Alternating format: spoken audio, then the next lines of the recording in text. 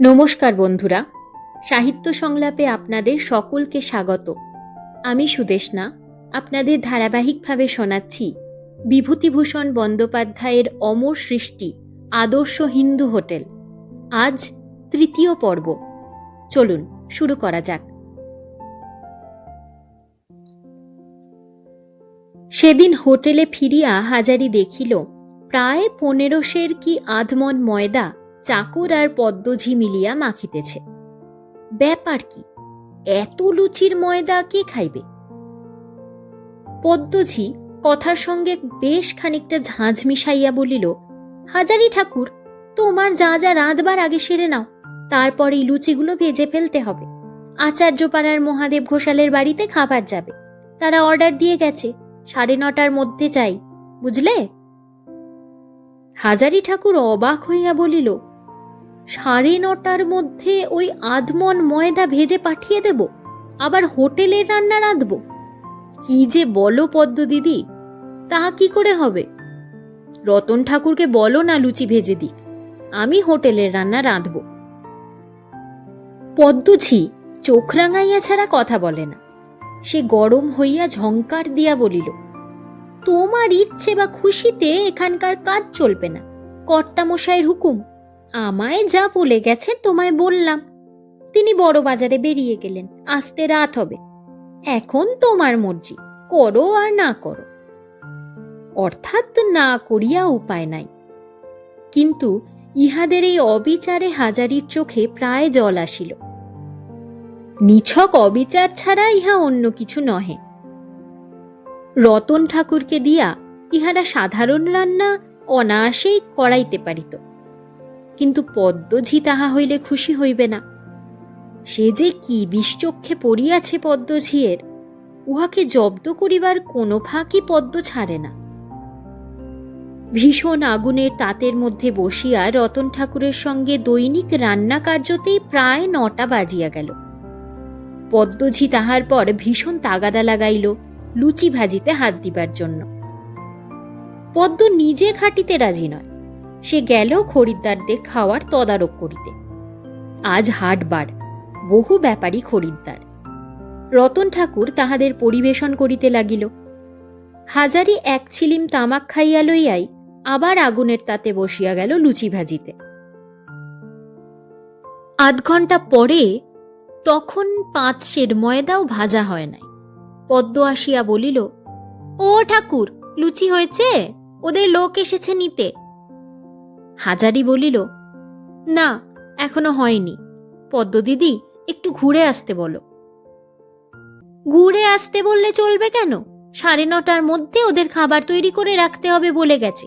তোমায় বলিনি সে কথা? বললে কি হবে পদ্ম দিদি, মন্তরে ভাজা হবে আধমন ময়দা। 9টার সময় তো উনুনে ব্রহ্মার লেচি ফেলেছি, জিজ্ঞেস করো মতিকে। সেসব আমি জানি নে, যদি ওরা অর্ডার ফেরত দেয় বোঝাপড়া করো কর্তার সঙ্গে। তোমার মাইনে থেকে আধমন ময়দা আর 10 সের ঘির দাম 1 মাসে তো উঠবে না, 3 মাসে ওঠাতে হবে। হাজারি দেখিল কথা কাটাকাটি করিয়া লাভ নাই, সে নীরবে লুচি ভাজিয়া যাইতে লাগিল। হাজারি ফাঁকি দেওয়া অভ্যাস করে নাই। কাজ করিতে বসিয়া শুধু ভাবে কাজ করিয়া যাওয়াই তাহার নিয়ম, কেউ দেখুক আর নাই দেখুক। লুচি ঘিয়ে ডুবাইয়া তাড়াতাড়ি তুলিয়া ফেলিলে শীঘ্র শীঘ্র কাজ চুকিয়া যায় বটে, কিন্তু তাহাতে লুচি কাঁচা থাকিয়া যাইবে। এজন্য সে ধীরে ধীরে সময় লইয়া লুচি তুলিতে লাগিল। পদ্মঝি একবার বলিল, অত দেরি করে খোলা নামাচ্ছ কেন ঠাকুর, হাত চালাও না, অত লুচি ডুবিয়ে রাখলে কড়া হয়ে যাবে। হাজারি ভাবিল, একবার সে বলে যে রান্নার কাজ পদ্মঝিয়ের কাছে তাহাকে শিখিতে হইবে না। লুচি ডুবাইলে কড়া কি নরম হয় সে ভালোই জানে। কিন্তু তখনই সে বুঝিল পদ্মঝি কেন এ কথা বলিতেছে। 10 সের ঘি হইতে জ্বলতি বাদে যাহা বাকি থাকিবে পদ্মঝিয়ের লাভ। সে বাড়ি লইয়া যাইবে লুকাইয়া। কর্তামশাই পদ্মঝিয়ের বেলায় অন্ধ, দেখিয়াও দেখেন না।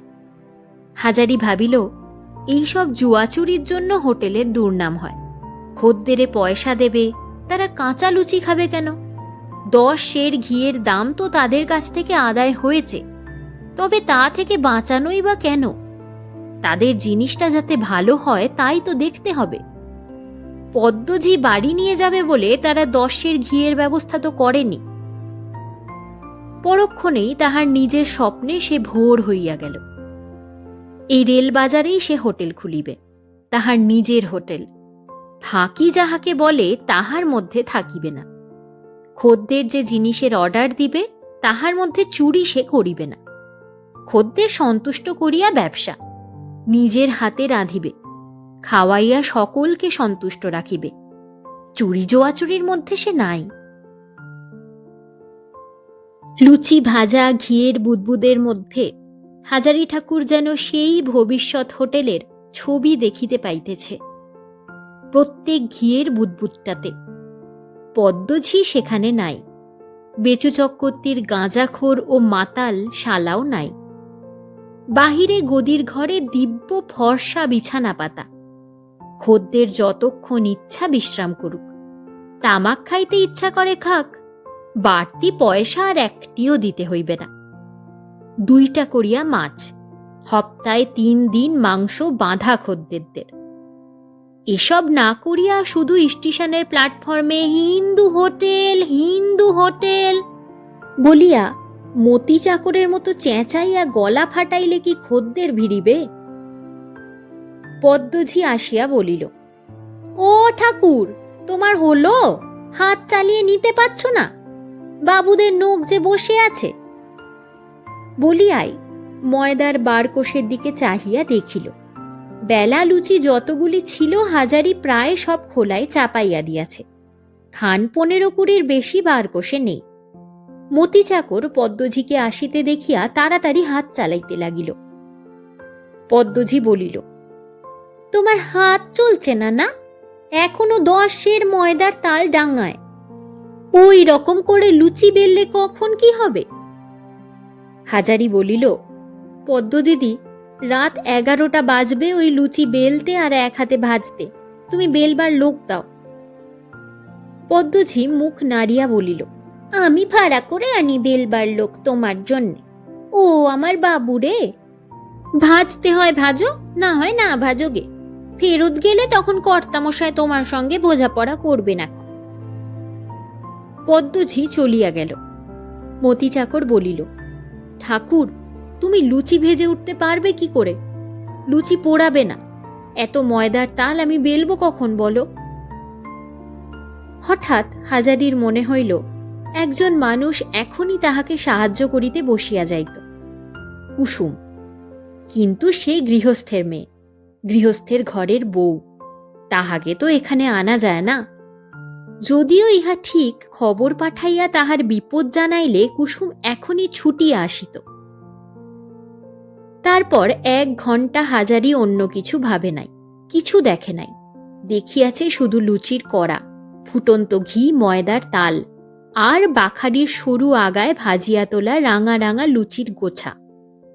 তাহা হইতে গরম ঘি ঝরিয়া পড়িতেছে। ভীষণ আগুনের তাপ। মাজা পিঠ বিষম টনটন করিতেছে। ঘাম ঝরিয়া কাপড় ও গামছা ভিজিয়া গিয়াছে। 1 ছিলিম তামাক খাইবারও অবকাশ নাই। শুধু কাঁচা লুচি কড়ায় ফেলা এবং ভাজিয়া তুলিয়া ঘি ঝরাইয়া পাশের ধামাতে রাখা। রাত 10টা। মুর্শিদাবাদের গাড়ি আসিবার সময় হইল।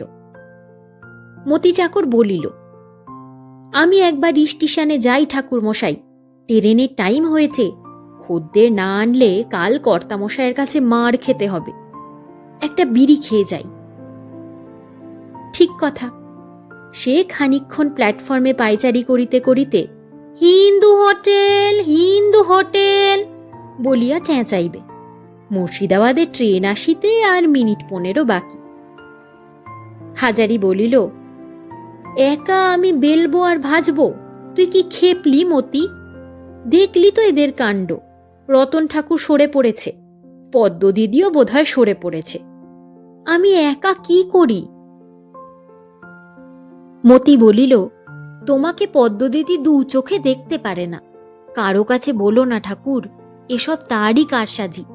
তোমাকে জব্দ করবার মতলবে এ কাজ করেছে।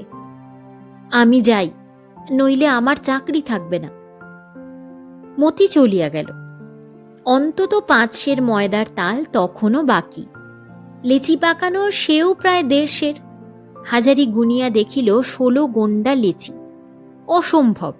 একজন মানুষের দ্বারা কি করিয়া রাত 12টার কমে বেলা এবং ভাজা 2 কাজ হইতে পারে?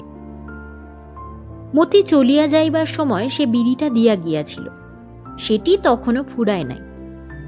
এমন সময় পদ্ম উকি মারিয়া বলিল, কেবল বিড়ি খাওয়া আর বিড়ি খাওয়া।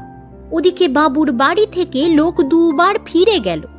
তখনই তো বলেছি হাজারি ঠাকুরকে দিয়ে এ কাজ হবে না। বলি বিড়িটা ফেলে কাজে হাত দেও না, রাত কি আর আছে? হাজারি ঠাকুর সত্যই কিছু অপ্রতিভ হইয়া বিড়ি ফেলিয়া দিল। পদ্মঝিয়ের সামনে সে একথা বলিতে পারিল না যে লুচি বেলিবার লোক নাই। আবার সে লুচি ভাজিতে আরম্ভ করিয়া দিল একাই। রাত 11টার বেশি দেরি নাই। হাজারির এখন মনে হইল যে সে আর বসিতে পারিতেছে না। এই সময়টা কেবলই মনে আসিতেছিল 2টি মুখ। একটি মুখ তাহার নিজের মেয়ে টেপির, 12 বছর বয়স, বাড়িতে আছে। প্রায় 5-6 মাস তার সঙ্গে দেখা হয় নাই। আর একটি মুখ কুসুমের। ওবেলা কুসুমের সেই যত্ন করিয়া বসাইয়া জল খাওয়ানো, তার সেই হাসি মুখ। টেপির মুখ আর কুসুমের মুখ এক হইয়া গিয়াছে। লুচি ও ঘিয়ের বুদবুদে সে তখনও যেন একখানা মুখই দেখিতে পাইতেছে।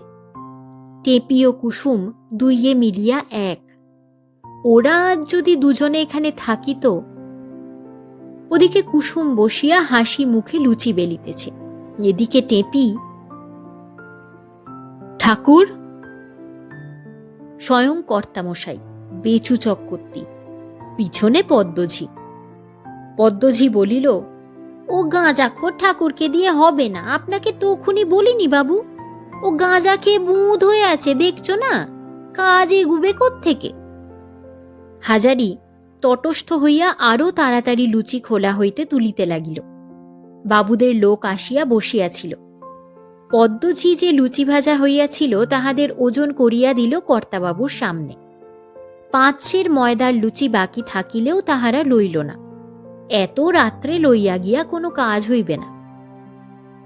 বেচু চক্রবর্তী হাজারিকে বলিলেন, ওই ঘি আর ময়দার দাম তোমার মাইনে থেকে কাটা যাবে। গাঁজাখোর মানুষকে দিয়ে কি কাজ হয়? হাজারি বলিল, আপনার হোটেলে সব উল্টো বন্দোবস্ত বাবু। কেউ তো বেলে দিতে আসেনি এক মতি চাকর ছাড়া। সেও গাড়ির টাইমে স্টেশনে খদ্দের আনতে গেল। আমি কি করব বাবু? বেচু চক্রবর্তী বলিলেন, সেসব শুনছি নে ঠাকুর, ওর দাম তুমি দেবে। খদ্দের অর্ডার ফেরত দিলে সে মাল আমি নিজের ঘর থেকে লোকসান দিতে পারি নে। আর মাখা নেচি কাটা ময়দা। হাজারি ভাবিল, তাহাকে যদি এদের দাম দিতে হয়, লুচি ভাজিয়া সে নিজে লইবে। রাত 11:30 পর্যন্ত খাটিয়া ও মতি চাকরকে কিছু অংশ দিবার জন্য লোভ দেখাইয়া তাহাকে দিয়া লুচি বেলাইয়া সব ময়দা ভাজিয়া তুলিল।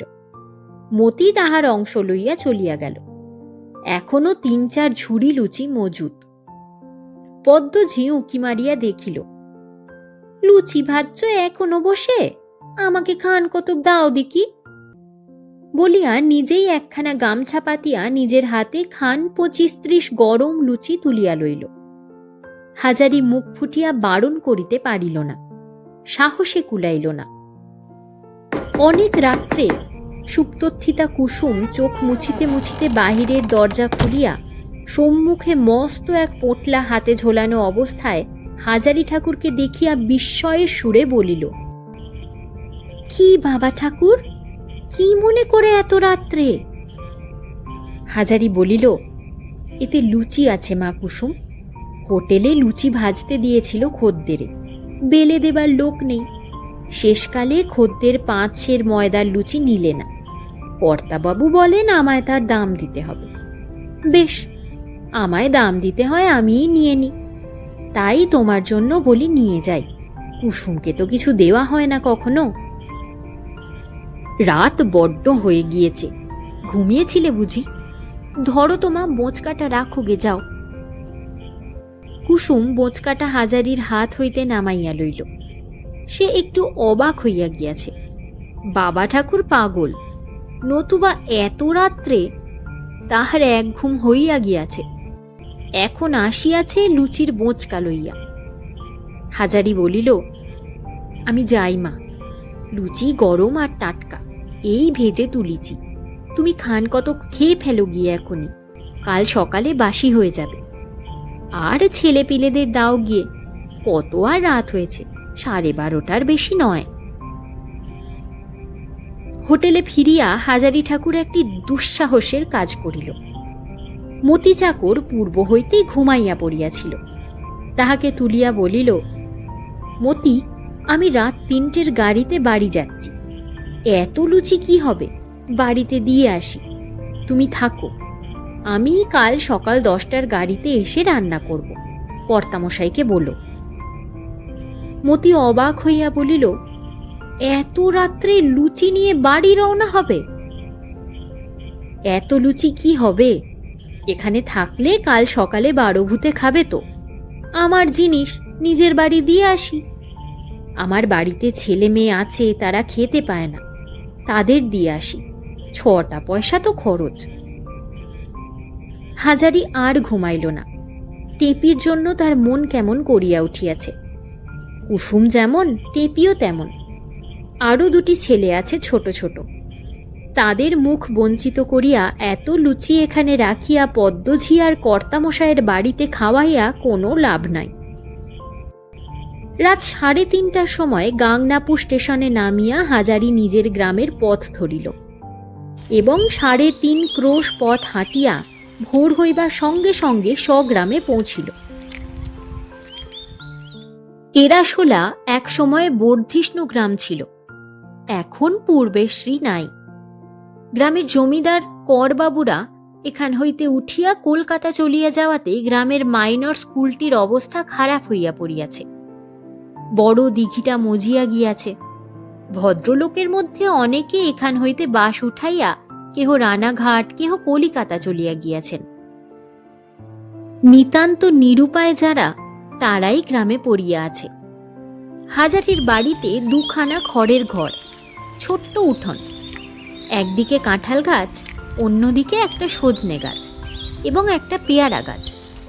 এই পেয়ারা গাছটা হাজারির মা নিজের হাতে পুঁতিয়াছিলেন। বেশ বড় বড় পেয়ারা হয়, কাশির পেয়ারার বীজের চারা।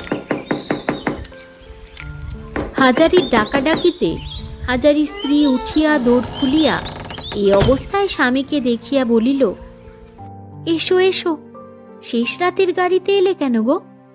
এই দুরান্তর রাস্তা, অন্ধকার রাত, আবার বড্ড সাপের ভয় হয়েছে। সাপের কামড়ে 2-3টি মানুষ মরে গিয়েছে এর মধ্যে। আমাদের গায়ে? আমাদের গায়ে নয়, নতুন কাওড়াপাড়ায় একটা মরেছে, আর বামুন পাড়ায় শুনছি একটা। অত বড় বোঁচকাতে কি গো? হাজারি লুচির আসল ইতিহাস কিছু বলিল না। স্ত্রীর আনন্দপূর্ণ সাগ্রহ প্রশ্নের উত্তরে সে কেবল বলিল, পেয়েছি গো, পেয়েছি, ভগবান দিয়েছেন, সবাই মিলে খেয়ে নাও মজা করে। টেপিকে খুব করে খাওয়াও, ও পেট ভরে খাবে, আমি দেখি। সেদিন সকালের গাড়িতে হাজারি রানাঘাটে ফিরিতে পারিল না। দুপুরের পরে হাজারি কুসুমের বাপের বাড়ি বেড়াইতে গেল।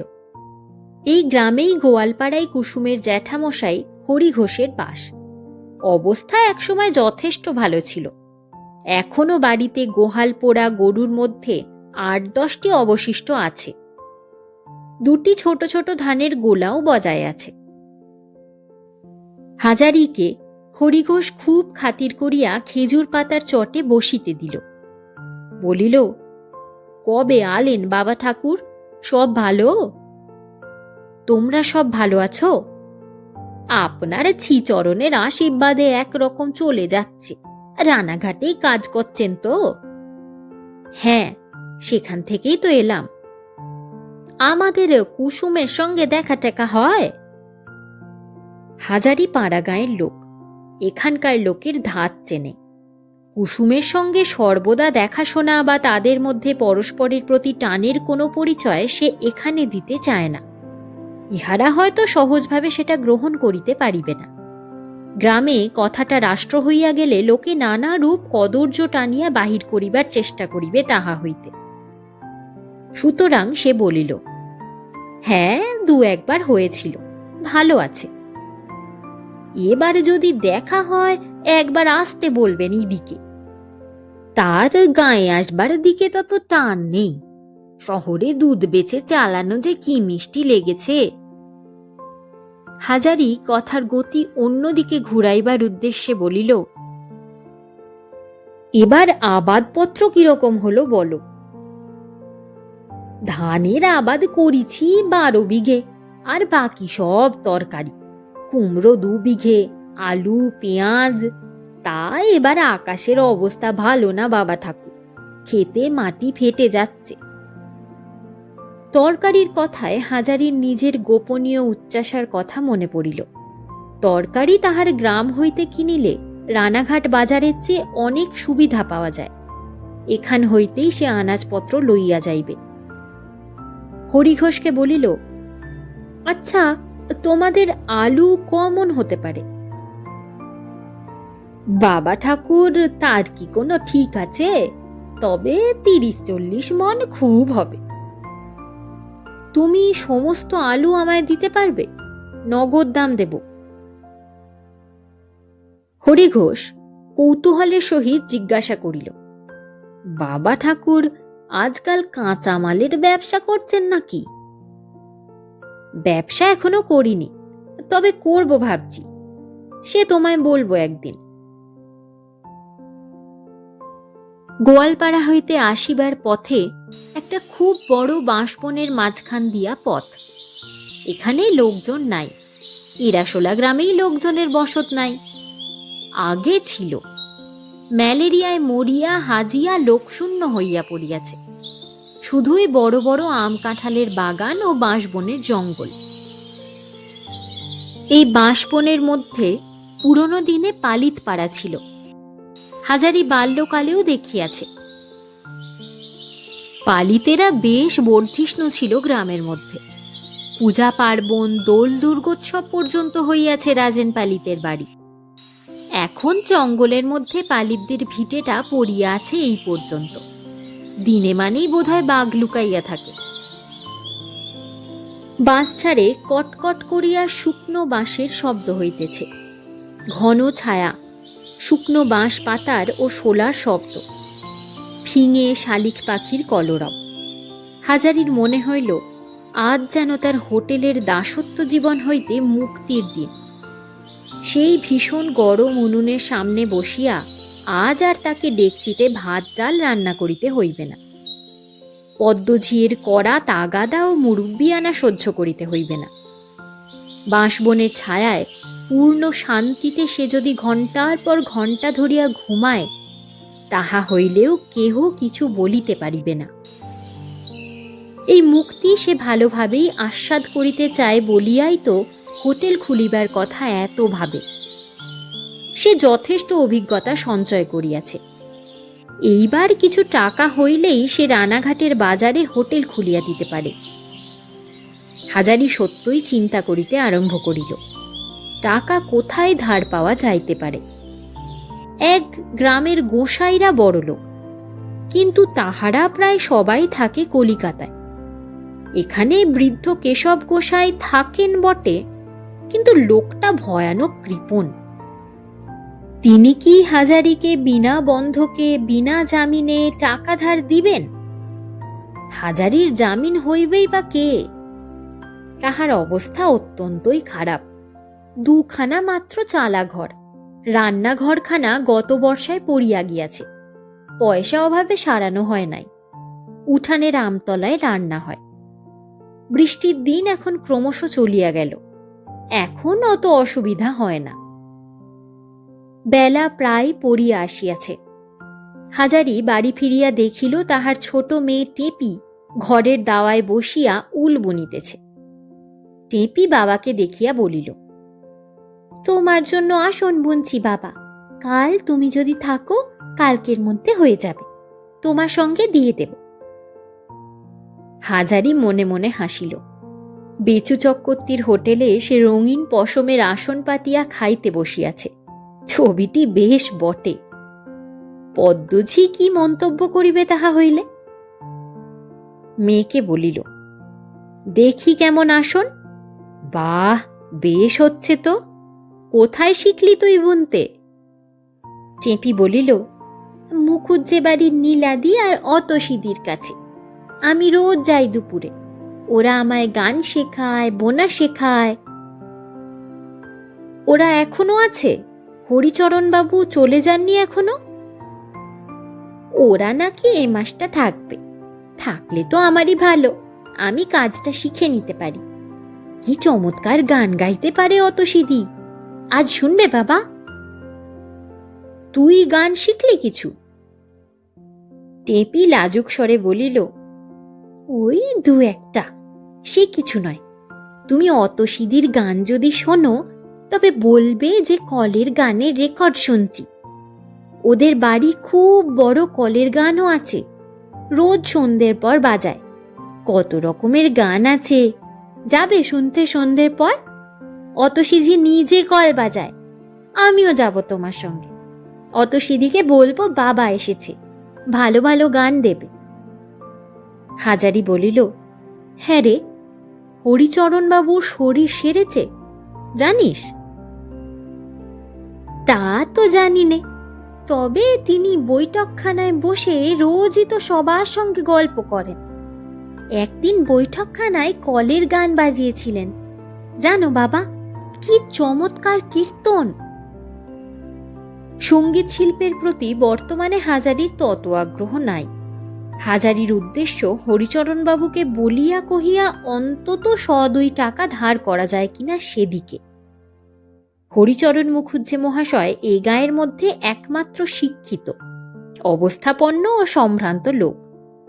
তাহারা এ গ্রামের জমিদার, কিন্তু অনেক দিন হইতেই গ্রাম ছাড়িয়াছেন।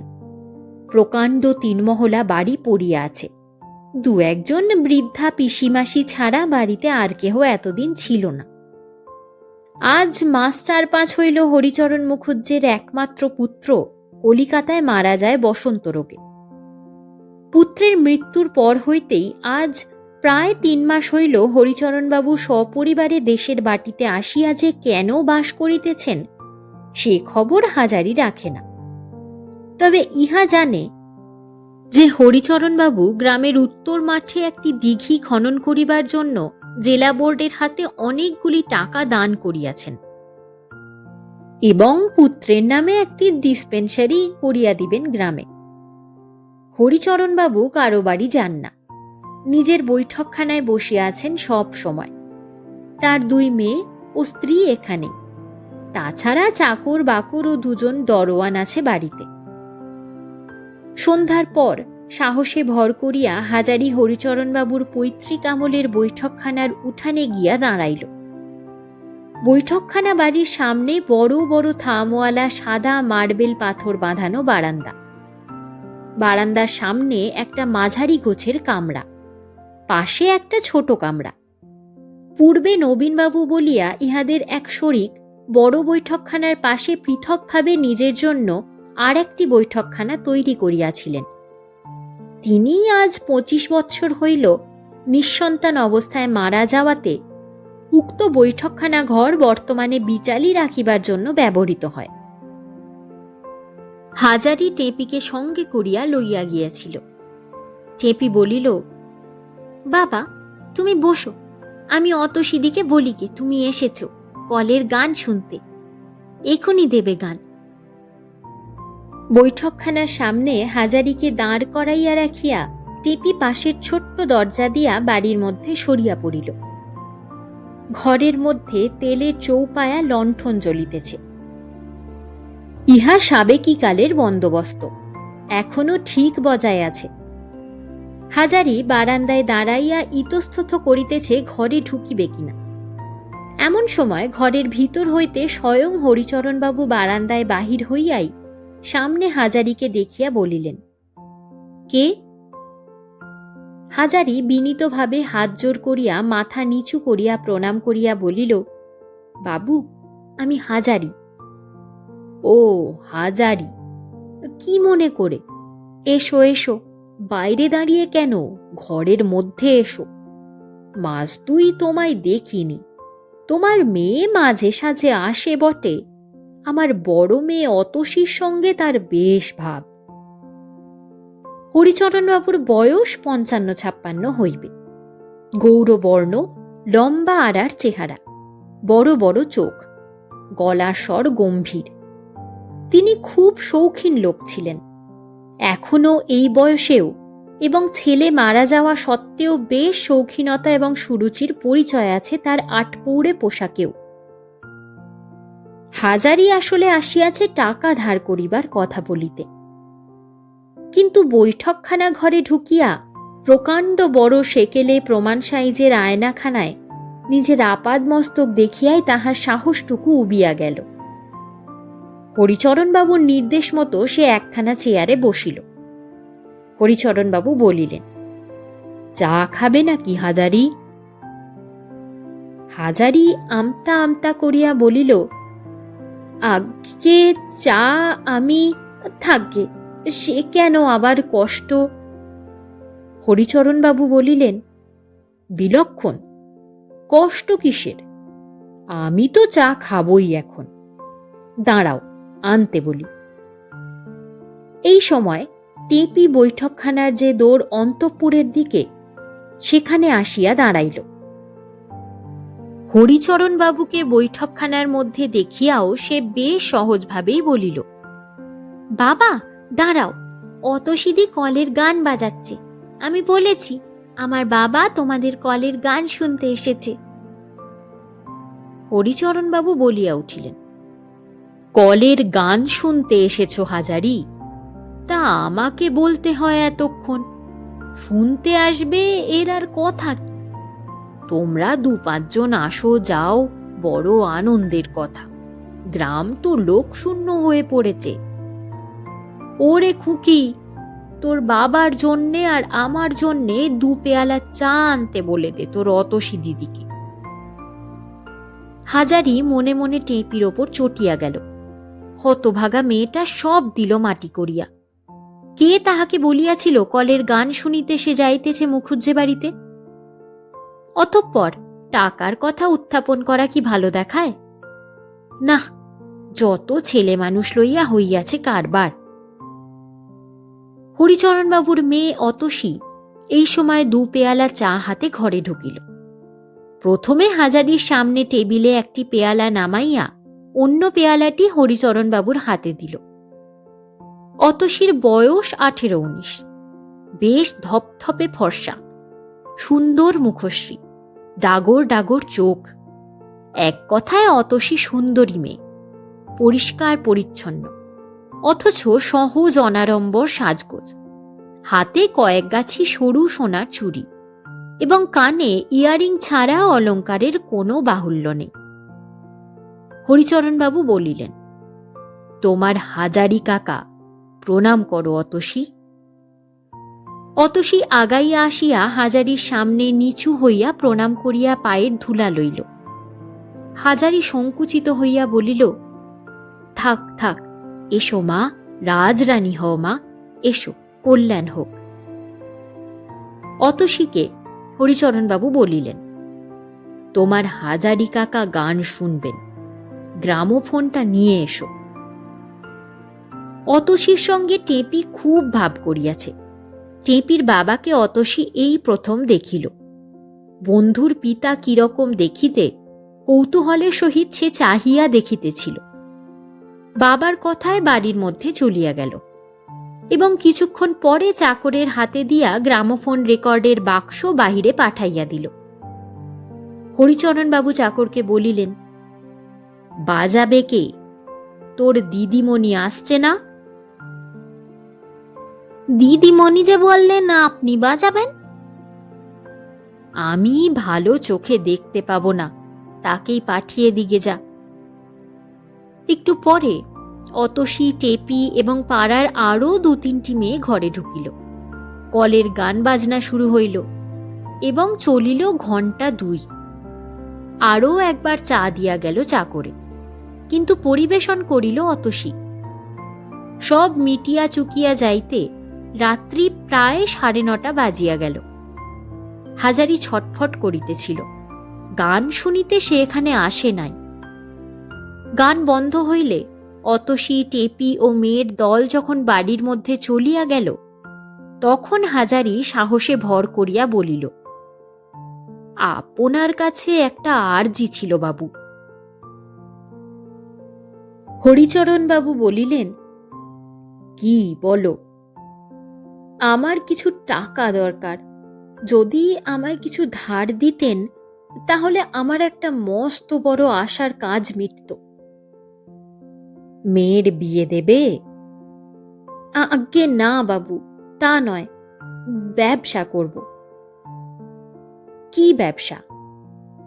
বাবু, আপনি তো জানেন আমি হোটেলে কাজ করি, আপনার কাছে লুকোবো না। আমি নিজে একটা হোটেল খুলতে চাচ্ছি এবার, টাকাটা সেজন্যে দরকার। কত টাকা দরকার? অন্তত 200 টাকা আমায় যদি দয়া করে দেন বাবু।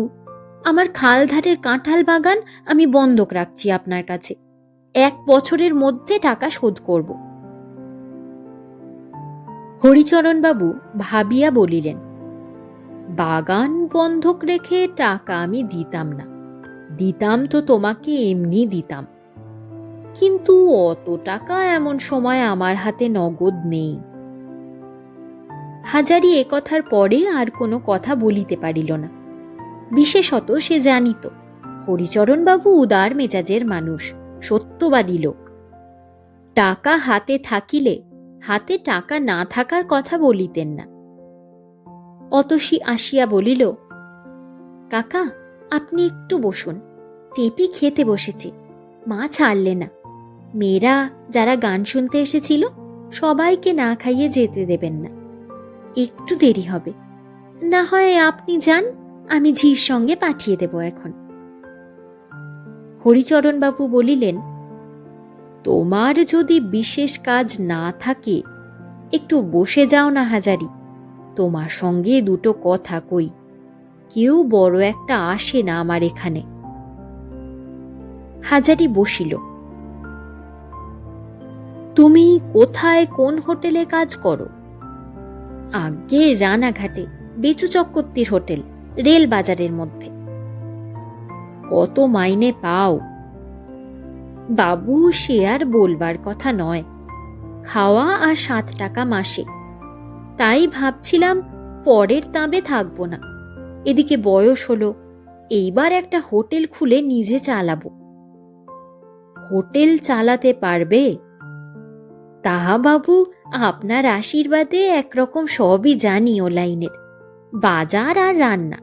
হোটেলের 2টো মস্ত কাজ, এ যে শিখেছে সে হোটেল খুলে লাভ করতে পারে। আমি অনেক দিন থেকে চেষ্টা করে ও 2টো কাজ শিখে নিয়েছি। খদ্দের কি চায় তাও জানি। চাকরি করি রাঁধুনির বটে বাবু, কিন্তু আপনার বাপ মায়ের আশীর্বাদে, আপনার আশীর্বাদে চোখ কান খুলে কাজ করি।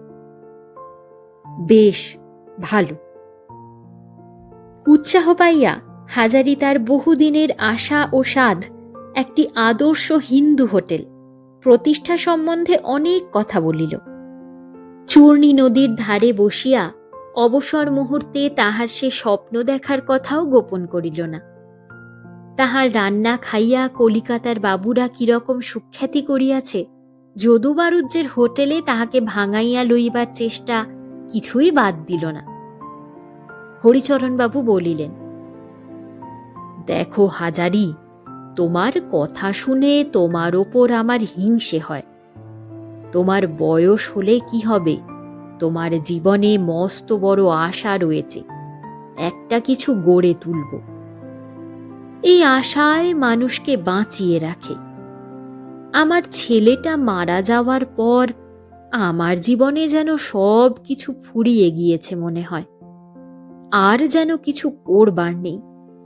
কি করে কি হবে, কার জন্য করব, এইসব কথা মনে ওঠে। তাছাড়া জীবনে কখনোই কিছু দরকার হয়নি। বাবার সম্পত্তি ছিল যথেষ্ট। নতুন কিছু গড়ে তুলব এই ইচ্ছে কোনোদিন জাগেনি। তোমার বয়স হলে কি হবে?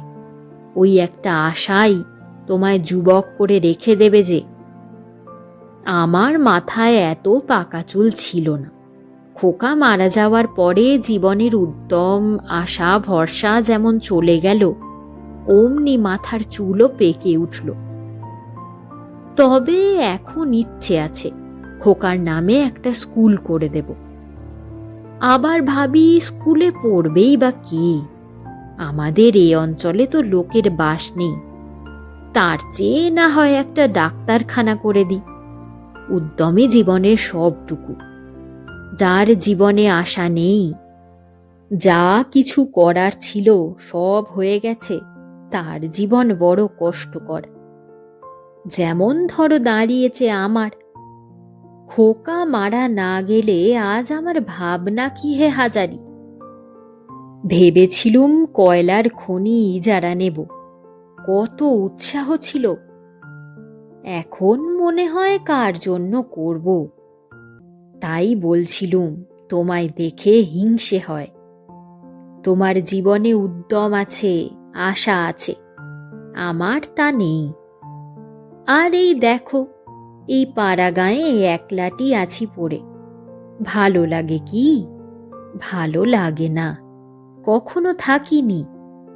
কিন্তু বাইরেও আর হইচইয়ের মধ্যে থাকতে ভালো লাগে না।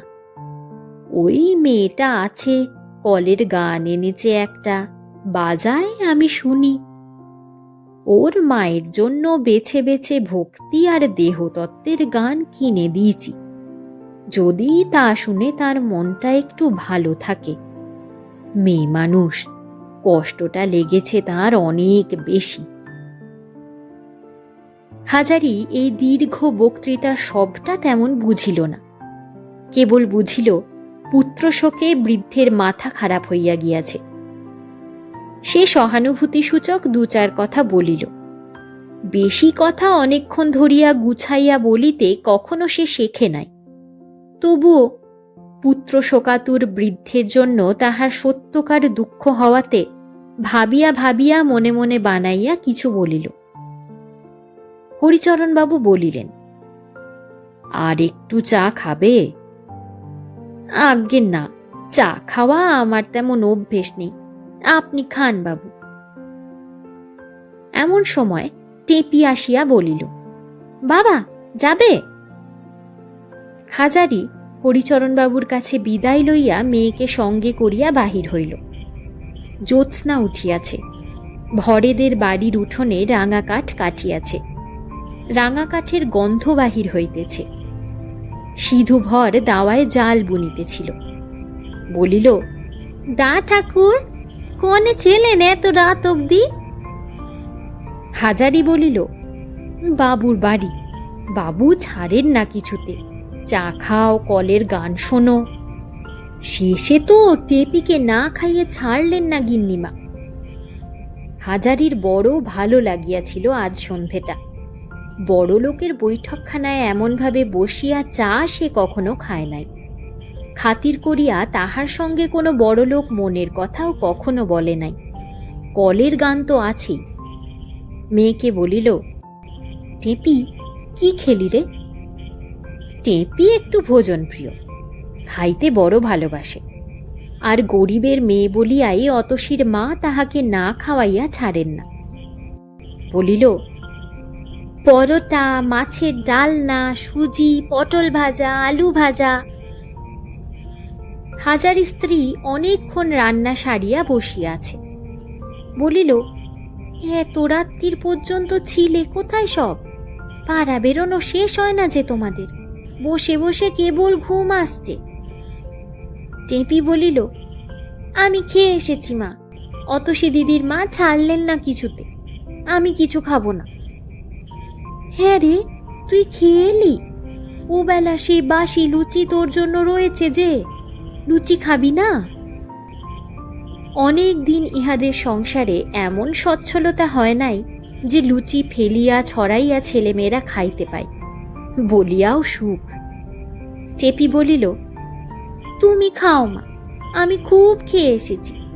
সেখানেও পরোটা, সুজি, মাছের ডালনা এই সব খাইয়েছে। আজ দিনটা বেশ কাটলো না মা? ভালো খাওয়া সকাল থেকে শুরু হয়েছে, আর রাত পর্যন্ত চলেছে। আহারাদি শেষ করিয়া হাজারি বাহিরে বসিয়া তামাক খাইতে লাগিল। হরিচরণবাবুর কথায় তাহার অনেকখানি উৎসাহ আজ বাড়িয়া গিয়াছে। লুচি, টেপি কত লুচি খাইতে পারে সে তাহার ব্যবস্থা করিবে। তাহার এইসব লোভাতুর ছেলেমেয়ের মুখে ভালো খাবার দাবার সে দিতে পারে না, কিন্তু যাতে পারে সে চেষ্টা করিবার জন্যই তো সুযোগ খুঁজিয়া বেড়াইতেছে। হরিচরণবাবুর টাকা আছে বটে, কিন্তু তাহার মতো লোভাতুর ছেলে মেয়ে নাই তাহার ঘরে। তাহাদের মুখে সুখাদ্য তুলিয়া দিবার আশায় তিনি খাটিবেন। আজ হরিচরণবাবুর নিকট হইতে সে টাকা ধার পায় নাই বটে, কিন্তু এমন একটা জিনিস পাইয়া আসিয়াছে যাহার মূল্য টাকা কড়ির চেয়ে অনেক বেশি। তাহার সংসারে ছেলে মেয়ে আছে, টেপি আছে। তাহাদের মুখের দিকে চাহিয়া তাহার হাতে পায়ে বল আসিবে, মনে জোর আসিবে। হরিচরণবাবু জীবন শেষ হইয়া গিয়াছে। তাহার বয়স 46 হইলে কি হয়, টেপি যে ছেলে মানুষ। তাহার নিজের সুখ কিসের? টেপিকে একখানা ভালো শাড়ি কিনিয়া দিলে যে ওর মুখে হাসি ফুটিবে, সেই হাসি তাহাকে অনেক দূর লইয়া যাইবে কর্মের পথে। আহা, যদি এমন কখনো হয়, যদি টেপিকে একটা কলের গান কিনিয়া দেওয়া যায়। গান এত ভালোবাসে যখন, হয়তো স্বপ্ন, কিন্তু ভাবিয়াও তো আনন্দ। দেখা যাক না কি হয়। বাস ছাড়ে শন শন শব্দ হইতেছে। রাত অনেক হইয়াছে, গ্রাম নীরব হইয়া গিয়াছে। এতক্ষণে হাজারি স্ত্রীকে বলিল, ওগো, আমার গামছাখানা বড্ড ময়লা হয়েছে, একটু সোডা দিয়ে ভিজিয়ে দাও তো, কাল খুব সকালে কেচে দিও। আমি কাল সকালে উঠে রানাঘাট যাব। সকালে কেন, এখনই কেচে দি। ভিজে গামছা নিয়ে যাবে কি করে? এখন কেচে হাওয়ায় মেলে দিলে রাত্রির মধ্যে শুকিয়ে যাবে।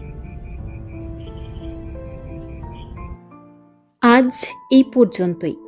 এতক্ষণ আপনারা শুনছিলেন বিভূতিভূষণ বন্দ্যোপাধ্যায়ের লেখা অনন্য সৃষ্টি আদর্শ হিন্দু হোটেল। এই উপন্যাসটি ধারাবাহিকভাবে পর্ব আকারে আপনাদের কাছে আসতে থাকবে। পাশাপাশি যারা সুনীল গঙ্গোপাধ্যায়ের সেই সময় উপন্যাসটি নিয়মিত শুনছেন, সেটিও চলবে পর্বে পর্বে। উপন্যাস দুটি আপনাদের কেমন লাগছে তা অবশ্যই জানাবেন। আপনাদের অনুভূতি আর মতামত আমার এই সাহিত্য যাত্রার সবথেকে বড় প্রেরণা। আমি সুদেষ্ণা। আমার ইউটিউব চ্যানেল সাহিত্য সংলাপে আমি পাঠ করে শোনাই বাংলার বিখ্যাত লেখক লেখিকার গল্প ও উপন্যাস। আমার পাঠ যদি আপনাদের ভালো লেগে থাকে তাহলে চ্যানেলটি সাবস্ক্রাইব করে পাশে থাকবেন। ভিডিওগুলিকে লাইক ও শেয়ার করতে ভুলবেন না। আর অবশ্যই কমেন্ট সেকশনে সকলের মূল্যবান মতামত জানাবেন। আপনাদের মতামত আমার কাছে ভীষণ মূল্যবান। আমার আরও একটি ইউটিউব চ্যানেল আছে, নাম অনুভূতির অবকাশে। সেখানে আমি আপনাদের পাঠ করে শোনাই ছোট গল্প, কবিতা, ভালোবাসা, ভালো লাগা, জীবনের ঘাত প্রতিঘাত আর প্রতিদিনের কিছু আবেগের কথা। যদি আপনাদের সেরকম পাঠ শুনতে ভালো লাগে তাহলে একবার চ্যানেলটিকে ঘুরে দেখতে পারেন। ভালো লাগলে সেখানেও ভিডিওগুলিকে লাইক ও শেয়ার করবেন। চ্যানেলটি সাবস্ক্রাইব করে পাশে থাকবেন। কমেন্ট সেকশনে সেখানেও নিজেদের মতামত জানাতে ভুলবেন না। আপনাদের মতামত আমার কাছে সবসময় মূল্যবান। ভালো থাকবেন, সুস্থ থাকবেন। ধন্যবাদ।